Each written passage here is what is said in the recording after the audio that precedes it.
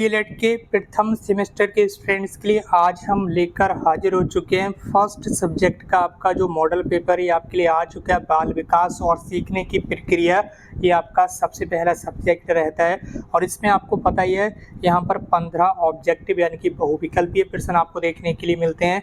उसके बाद फिर आपके अति लघु उत्तरीय यानी कि very short answer type question भी आपको 15 देखने के लिए मिल जाता है। फिर उसके बाद आपको 10 क्वेश्चन देखने के लिए मिलते हैं यहाँ पर लघु उत्तरीय। ठीक है, तो चलिए पूरा क्वेश्चन पेपर आज की इस वीडियो में यहाँ पर सॉल्व करने वाले हैं। सबसे पहला मॉडल पेपर आपके लिए लेकर हाजिर हो चुके हैं। बहुत जल्द आपकी परीक्षाएं भी होंगी। अभी फिलहाल तो यहाँ पर दूसरे और चौथे सेमेस्टर का रिजल्ट नहीं आया है। जैसे ही रिजल्ट आ जाएगा उसके बाद फर्स्ट सेमेस्टर के एग्जाम फॉर्म भरना स्टार्ट हो जाएंगे और बहुत जल्द आपके एग्जाम भी होंगे। तो चलिए ज़्यादा टाइम ना वेस्ट करते हुए आज की इस क्लास को हम यहाँ पर स्टार्ट करते हैं। सबसे पहले आपके सामने ऑब्जेक्टिव क्वेश्चन का पहला प्रश्न है, बालक का जो विभाजन है वो कितनी अवस्थाओं में किया जाता है, ये यहाँ पर आपको बताना है। तो जो बालक है, बाल विकास के अंतर्गत बालक की जो अवस्थाएं हैं उन अवस्थाओं का जो विभाजन है वो कितनी अवस्थाओं में किया जाता है, यहाँ पर आपको बताना है। तो ये 3 अवस्थाओं में किया जाता है। कितनी? 3 अवस्थाओं में बालक का जो विभाजन है वो किया जाता है। ठीक है, अगला प्रश्न आपके सामने स्क्रीन पर है, क्रिया प्रसूत अधिगम सिद्धांत के प्रतिपादक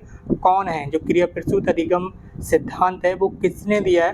तो आप बताएंगे ये किसका सिद्धांत है? ये स्किनर का सिद्धांत है। किसका? स्किनर का। प्रश्न संख्या 3 है, सिरबड़वादी जिन बच्चों को सुनने में कोई समस्या होती है, तो ठीक है, तो ऐसे बच्चों को पढ़ाने के लिए कौन सी भाषा यानी कि जो लैंग्वेज है वो हम यूज़ करते हैं? जो बच्चे ठीक से सुन नहीं पाते हैं उन बच्चों को पढ़ाने के लिए कौन सी लैंग्वेज का यूज़ किया जाता है?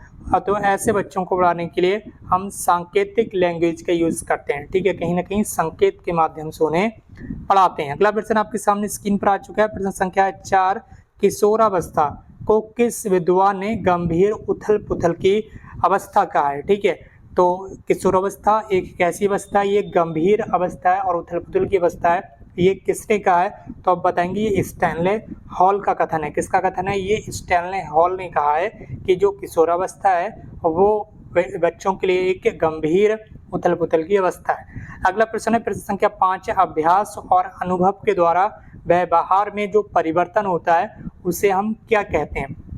हम कोई अभ्यास करते हैं या कुछ अनुभव करते हैं तो इसके द्वारा हमारा जो व्यवहार होता है उसमें जो कुछ भी परिवर्तन होता है तो उसे हम अधिगम कहते हैं। क्या कहते हैं? अधिगम यानी कि लर्निंग। हम कुछ सीखते हैं। अभ्यास और अनुभव के द्वारा हम क्या करते हैं? कुछ ना कुछ सीखते हैं। तो यही क्या होता है? हमारे व्यवहार में कहीं ना कहीं परिवर्तन होता है। प्रश्न संख्या 6, संवेग का प्रकार इनमें से कौन सा नहीं है? क्वेश्चन में ये भी आपको देखना है कि क्वेश्चन में पूछ क्या रहा है। यहाँ पर ये पूछ रहा है कि संवेग का प्रकार कौन सा नहीं है। ठीक है, तो प्रश्न संख्या 6 का राइट आंसर आपको बताना है। तो क्रोध और भय, इसके अलावा प्रेम, ये सब क्या है? ये एक तरह से संवेग है। क्या है? संवेग है। ठीक है, इसके अलावा ये जो ध्यान होता है ये संवेग नहीं होता। तो ये आपको यही बताना है कि ये संवेग का प्रकार नहीं है। कौन सा नहीं है? ध्यान संवेग का प्रकार नहीं। तो प्रश्न संख्या 6 का राइट आंसर आपका हो जाएगा ऑप्शन सी। अगले प्रश्न की ओर हम यहाँ पर बढ़ चुके हैं। प्रश्न संख्या 7 आपके सामने, बालकों में स्वतंत्रता की आकांक्षा किस अवस्था में प्रबल हो जाती है? तो यहाँ पर बालक किस अवस्था में स्वतंत्र रहना चाहते हैं? तो वह अवस्था आपकी होती है किशोरावस्था। कौन सी अवस्था? किशोरावस्था। किशोरावस्था में बच्चा क्या करता है? बिल्कुल एकदम स्वतंत्र रहना चाहते हैं, अपने ऊपर किसी का प्रेशर नहीं चाहता है। ठीक है, तो वह कौन सी अवस्था होती है? किशोरावस्था। प्रश्न संख्या 7 का राइट आंसर ऑप्शन ए। प्रश्न संख्या 8, जब कोई बालक सीखने को तत्पर होता है तब वह चीज़ों को जल्दी से सीखता है। ये थॉर्नडाइक के सीखने के किस नियम के अंतर्गत आता है? ठीक है, जब कोई बच्चा सीखने के लिए तत्पर होता है तब वह चीज़ों को जल्दी एक्वायर करता है, जल्दी सीख जाता है। तो ये थॉर्नडाइक के कुछ नियम दिए थे सीखने के, तो ये सीखने के किस नियम के अंतर्गत आता है? थॉर्नडाइक के उस नियम को यहाँ पर आपको बताना है। तो वह है आपका तत्परता का नियम। कौन सा? तत्परता का नियम। ठीक है, प्रश्न संख्या 8 का राइट आंसर हो जाएगा ऑप्शन बी। इसके बाद अगला प्रश्न आपके सामने स्क्रीन पर है। प्रश्न संख्या 9, विकास को प्रभावित करने वाले कारक कौन कौन से हैं? ठीक है, तो आप बताएंगे कि विकास को प्रभावित करने वाले कारक कौन से हैं? अंतःस्रावी ग्रंथियां। ठीक है, ये क्या है? ये विकास को प्रभावित करती हैं। इसके बाद है प्रश्न संख्या है आपका 10। ठीक है, प्रश्न संख्या 10 में आपसे क्या पूछा जा रहा है? नवजात शिशु में हड्डियों की संख्या कितनी होती है? ठीक है, तो आपको पता होगा वयस्क मनुष्य में हड्डियों की संख्या 206 होती है, लेकिन जो नवजात बच्चा होता है, ठीक है, उसमें हड्डियों की संख्या कितनी होती है? तो उसमें होती है लगभग 200 70 हड्डियां होती हैं, यहाँ पर आपको बताना है। प्रश्न संख्या आपका 11, थॉर्नडाइक ने सीखने से संबंधित मुख्य कितने सिद्धांतों का प्रतिपादन किया। थॉर्नडाइक ने सीखने के कुछ नियम दिए थे, वो उन नियमों की संख्या कितनी है ये यहाँ पर आपको बताना। तो थॉर्नडाइक ने 3 नियम दिए थे सीखने के, ठीक है।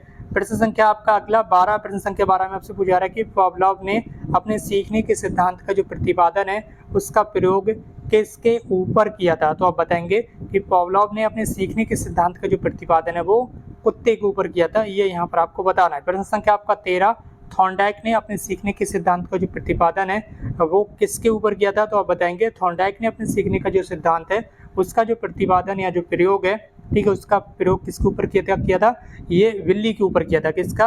विल्ली के ऊपर किया था, ये यहाँ पर आपको बताना है। अगला प्रश्न है प्रश्न संख्या 14, कोहलर के सीखने के सिद्धांत को किस नाम से जाना जाता है। कोहलर के सीखने का सिद्धांत दिया था और इनका जो सीखने का सिद्धांत है इसे हम किस नाम से जानते हैं। तो आप बताएंगे कि ये पूर्ण आकृतीय समग्र सिद्धांत के नाम से जाना जाता है। अगला प्रश्न आपके सामने स्क्रीन पर है, प्रश्न संख्या 15 और ये ऑब्जेक्टिव क्वेश्चन का अंतिम प्रश्न है। रुचि को प्रभावित करने वाला कौन कौन से हैं, ठीक है, जो कारक हैं ये कौन कौन से, यहाँ पर आपको बताना होगा। रुचि को प्रभावित करने वाले कारक कौन कौन से। तो आप बताएंगे परिवार की जो आर्थिक स्थिति है कहीं ना कहीं रुचि को प्रभावित करती है, ठीक है। इसके बाद अगला प्रश्न आपके सामने स्क्रीन पर है और यहाँ से आपके अतिलोक उत्तरी यानी कि very short answer type question अभी स्टार्ट हो चुके हैं। संख्या 16 है, बाल विकास के अंतर्गत बाल्यावस्था की अवधि कौन सी मानी जाती है। तो बाल्यावस्था जो है ये 6 से 12 वर्ष तक मानी जाती है। शिक्षाविदों ने इसे प्रारंभिक विद्यालय की आयु भी कहा है, यानी कि इस जैसे ही बाल्यावस्था स्टार्ट होती है बच्चा स्कूल जाना भी स्टार्ट कर देता है। प्रश्न संख्या 17, अशिक्षित व्यक्ति या फिर बालकों की बुद्धि का जो मापन है वो किस परीक्षण से करते हैं। जो बालक के व्यक्ति शिक्षा प्राप्त किए हुए नहीं रहते हैं, जो शिक्षित नहीं होते हैं, उन्हें हम अशिक्षित कहते हैं। तो ऐसे बालकों या व्यक्तियों का जो यहाँ पर बुद्धि का जो मापन है वो किस परीक्षण के द्वारा किया जाता है। तो उसे हम अशाब्दिक बुद्धि परीक्षण कहते हैं। कौन सा बुद्धि परीक्षण कहते हैं? अशाब्दिक बुद्धि परीक्षण से ऐसे व्यक्ति या बालकों का बुद्धि का जो मापन है वो किया जाता है। इसके बाद प्रश्न संख्या 18, शैशवावस्था की प्रमुख 2 विशेषताएं लिखिए। तो शैशवावस्था की प्रमुख विशेषताएं शारीरिक विकास में तीव्रता होती है, यानी कि जो शारीरिक विकास है वो तेजी से होता है। इसके अलावा दोहराने की प्रवृत्ति होती है।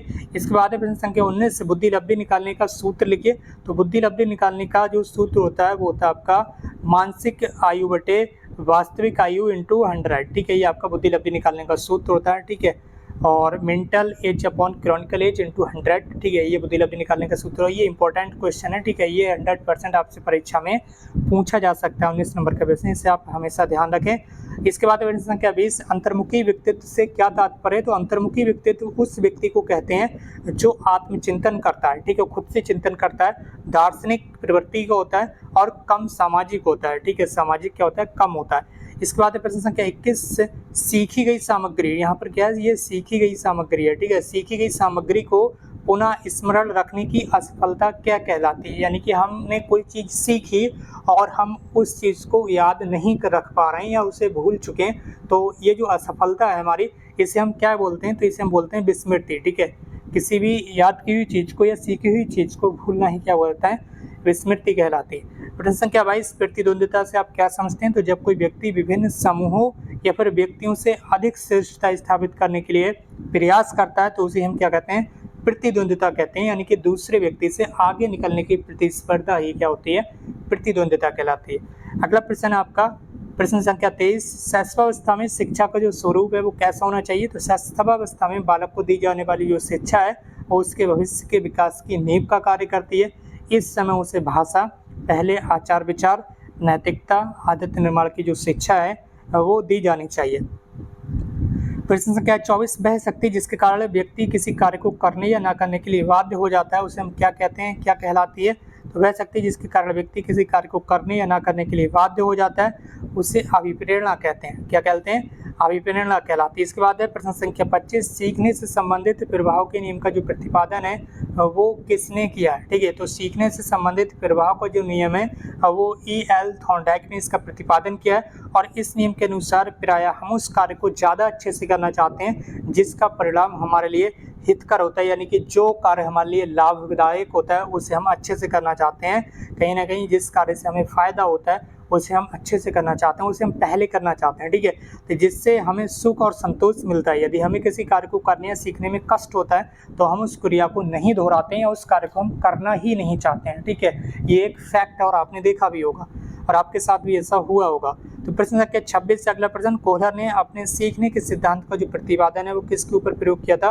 तो कोहलर ने अपने सीखने के जो सिद्धांत थे, ठीक है, उनका जो प्रयोग किया था वो चिंपैंजी यानी कि बनमानुष पर किया था। ये यहाँ पर आपको ध्यान रखना है। प्रश्न संख्या अगला 27 है, बालक के संवेगात्मक विकास से संबंधित विकासात्मक सिद्धांत का जो प्रतिपादन है वो किसने किया था? तो ये आप बताएंगे कि जीन पियाजे ने किया था, ठीक है। और उन्होंने बालकों के विकास की 4 अवस्थाएं बताई थी, ये भी आपको ध्यान रखना है। उन अवस्थाओं को भी आपको याद कर लेना जो कि इम्पोर्टेंट है।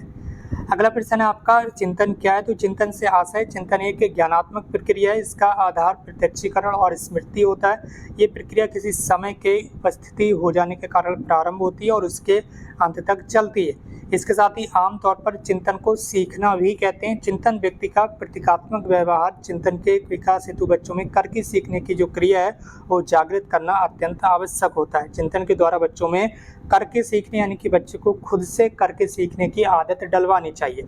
इसके साथ ही बताया जा रहा है, गिलफोर्ड के अनुसार क्या कहना है इनका? गिलफोर्ड का यहाँ पर इनकी एक परिभाषा दी है कि चिंतन जो है वो प्रतीकात्मक व्यवहार है और ये सभी प्रतिस्थापन से संबंधित होता है। अगला प्रश्न आपके सामने स्क्रीन पर है, प्रश्न संख्या 29, जीन पियाजे ने बालक के संज्ञानात्मक विकास में किन 2 प्रक्रियाओं का वर्णन किया है वो आपको बताना है। तो जीन पियाजे ने बालक के संज्ञानात्मक विकास की प्रक्रिया में 2 बातों को महत्वपूर्ण माना है। पहला है संगठन, दूसरा है अनुकूलन।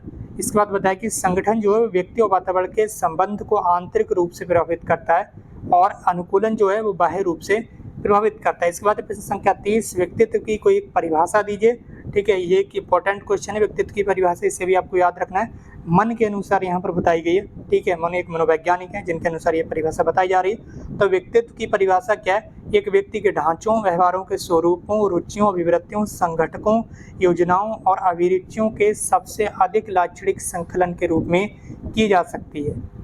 इसके बाद यहाँ पर आपकी ये लघुत्तरी क्वेश्चन है, इनको आपको जरूर अच्छे से रख लेना है, ठीक है, अच्छे से तैयार कर लेना परीक्षा के लिए। तो ये आपके लिए एक मॉडल पेपर था, आपकी परीक्षा के लिए बहुत ज़्यादा इंपॉर्टेंट क्वेश्चन को हमने यहाँ पर शामिल किया है और लगातार सभी सब्जेक्ट के क्वेश्चन पेपर आपको लगातार देते रहेंगे। तो आप लोग चैनल को सब्सक्राइब करके बेल आइकन जरूर प्रेस कर लीजिए और इस क्लास को शेयर भी कीजिए अपने फ्रेंड्स के साथ। बाकी दोस्तों आज की इस क्लास को यहीं पर समाप्त करते हैं। हमसे जुड़ने के लिए बहुत बहुत धन्यवाद। Thank you so much for connecting with